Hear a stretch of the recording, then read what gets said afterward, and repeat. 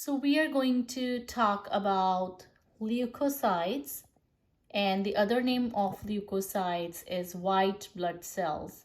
So leukocytes or white blood cells, they are two different names for the same kind of cells. Now, if we talk about when we see the term leukocytes or white blood cells, what do we mean by that? So what is the meaning of that? So these are the cells of the immune system that helps to protect the body by fighting the disease. So whenever the human body encounters a disease, white blood cells, they come into action and they fight with the disease and helps the body to get rid of the disease. And as we see, these cells, they are part of immune system. They are part of body's immunity. Now, let's have a look at the types of leukocytes. There are 5 types of leukocytes, or we can say 5 types of WBCs or white blood cells. So WBCs is the short form we usually see for white blood cells.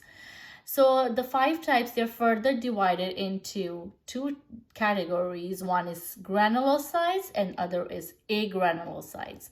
Now, what is the difference between these two? So whenever we study a topic, I usually like to compare and contrast them because sometimes we keep on reading and it's hard to kind of understand. But whenever possible, if you're able to, you can compare and contrast the 2 things, so it gives you a better understanding and you know the difference and the similarities between the 2.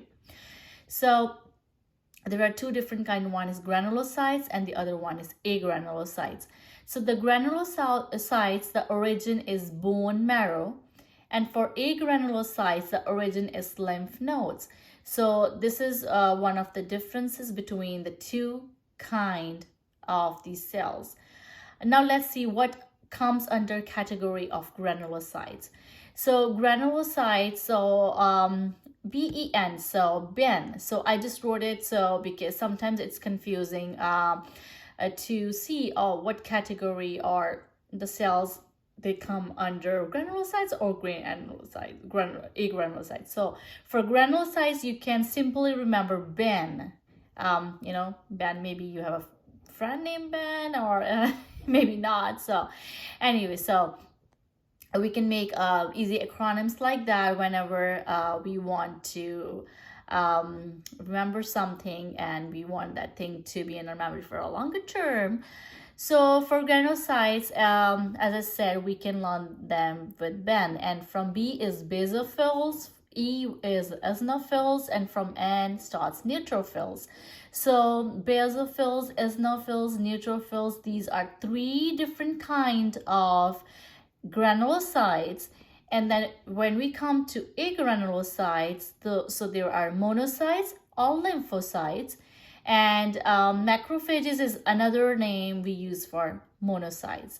So these are the 5 types of leukocytes which we categorize into 2 different types, granulocytes and agranulocytes, which are further divided into granulocytes into basophils, eosinophils, neutrophils, and agranulocytes into monocytes or lymphocytes. Now, if we compare these 2, let's see. Now, first, let's see the percentage in the body. So basophils, as we see, it's present in the body is like 0 to 1%. Eosinophils, as we see, 1 to 3%. And if we see monocytes, it's 3 to 8%. So we see these are the small percentages, right?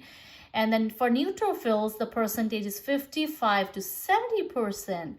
And for lymphocytes, it's 25 to 38%. So we see here the percentages and the different kind of percentages. The smallest is for basophils, 0 to 1.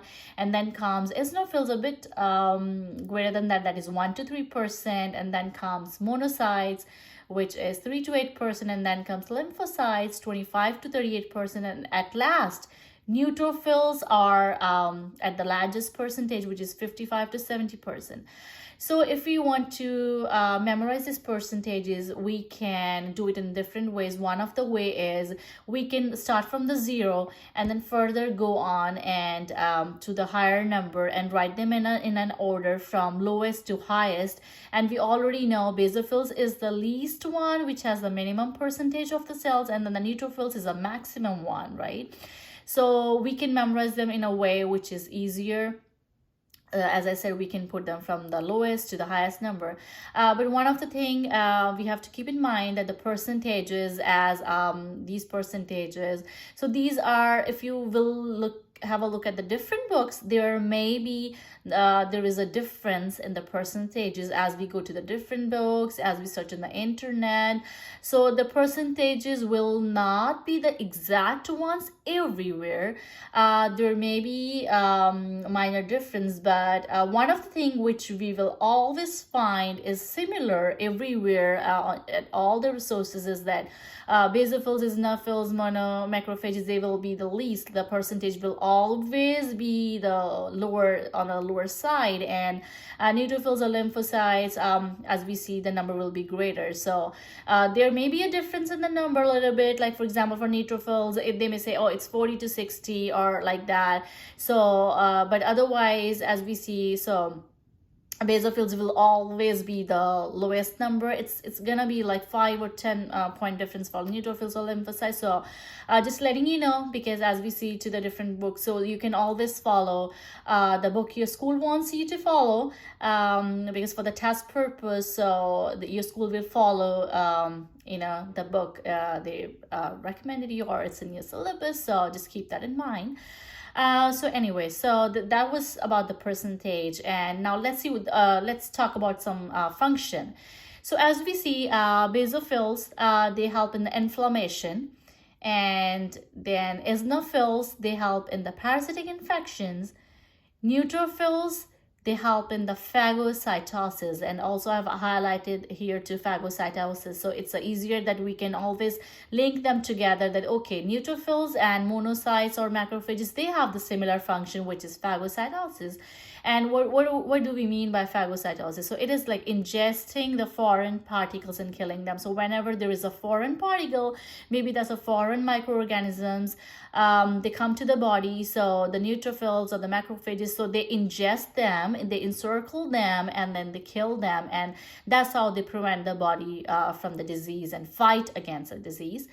And then lymphocytes, the function is immunity. And lymphocytes are further divided into B lymphocytes and T lymphocytes, and where one of them, they make the complex as like antibody and antigen complex, and the other one directly kills them.